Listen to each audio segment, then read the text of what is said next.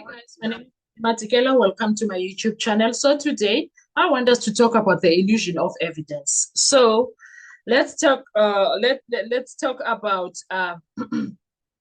everything that Ubaloy has presented so far this week. Since Monday until today, we're gonna just go through all of that because what you're about to hear is not something that is complicated. It is made to sound complicated. It's not. And there's a very important difference. What we are watching unfold in that courtroom of Jadrata is not a technical debate. It is not advanced telecom science, and it's definitely not forensic magic.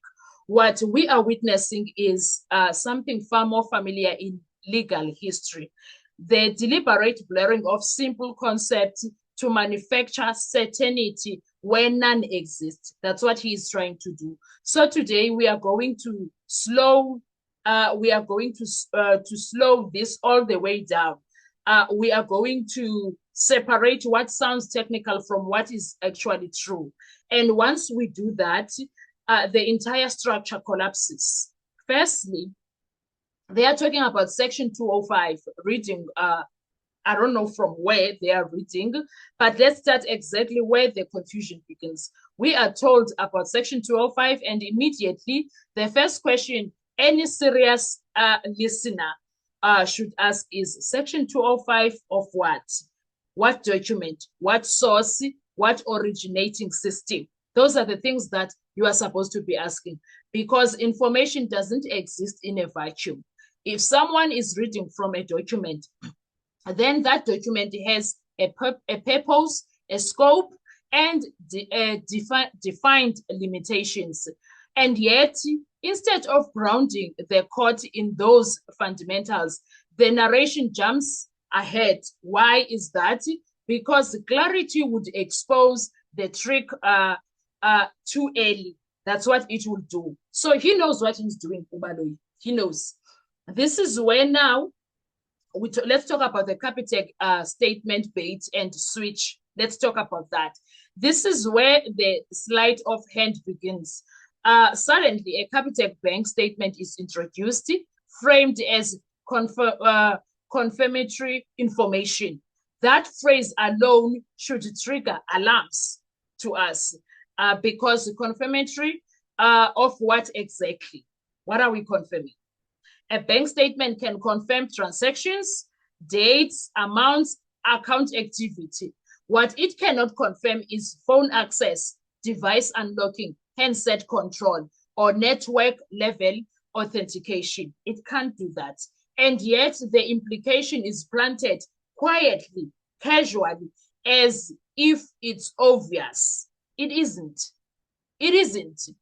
And also, what pattern matching really means, I already explained that, but okay, for the sake of the others that perhaps did not see the other videos, let's strip it down to its bones, okay? Pattern matching means one thing and one thing only: a sequence of numbers corresponding with another sequence of numbers. That's it. No phone is opened, no device is accessed, no handset is unlocked. If a number sequence from Vodacom corresponds with a sequence on a bank record, that confirms numerical alignment, not device activity. That is why pattern matching does not appear in Vodacom glossary as a phone unlocking mechanism.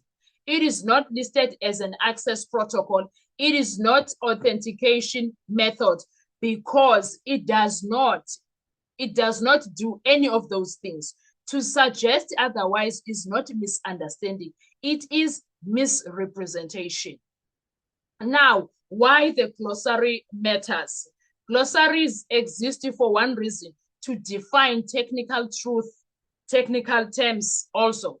If a process unlocks a phone, accesses devices, or authorizes control, it is defined.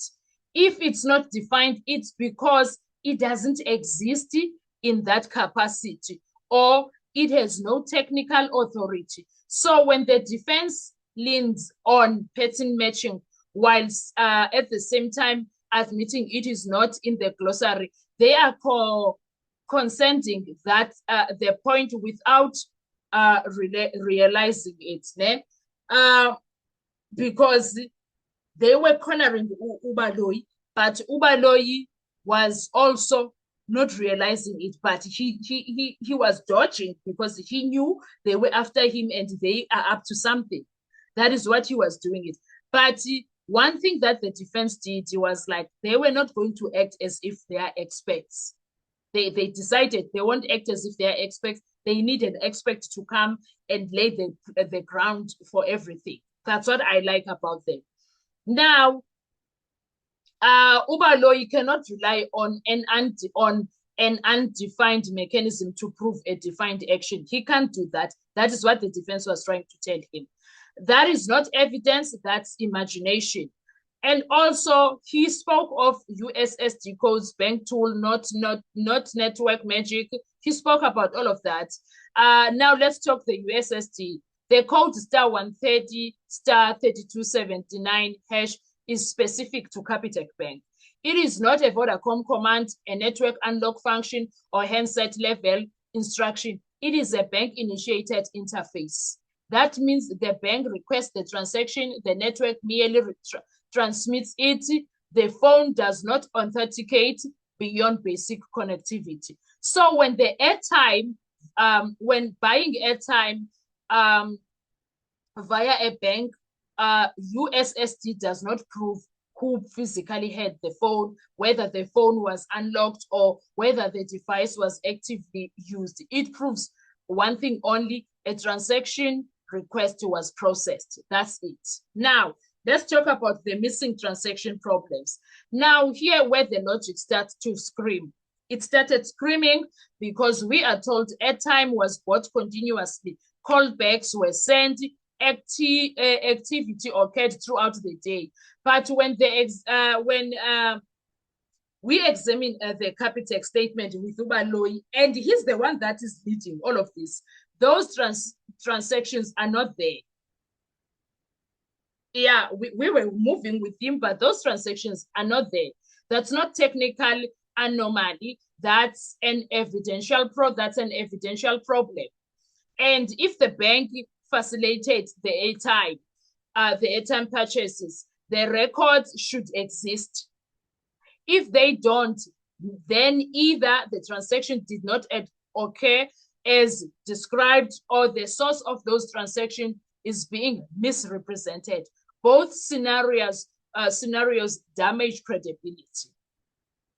And now, listen carefully to this, because this is where testimony breaks. The witness says, I did not give my cell phone number to Capitec, a specific number to Capitec.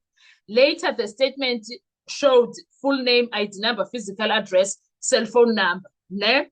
And that will mean that is not a minor consistency, because standard Capitec statements do not typically display full ID numbers, do not reliably display cell phone numbers, do not focus on account data and transactions. So which is true? Did Capitec have the number or not? Because both cannot be true. And when mutual exclusive statements are presented as truth, one word applies: contradiction.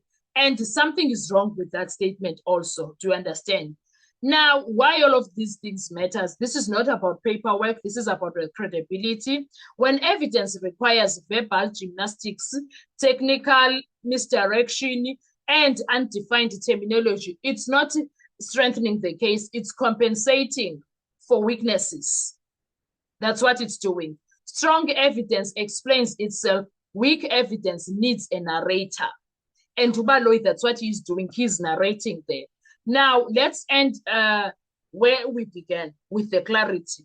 Pattern matching does not unlock phones. Bank statements do not authenticate device access. USSD banking does not prove handset control. Contradictory testimony does not become true reputation. That isn't complexity. It is conflation. And conflation is the oldest trick in the book, and Ubaloyi knows all of that. Isn't he a cooked lawyer, or what you call a prosecutor? Yes, he knows all of that. But again, I don't know about you. but it looks like the evidence is fake. But time will tell. What are your thoughts when it comes to this? Let's talk comment section. I want to hear your views. Thank you so much. I will see you on our next video. Bye-bye.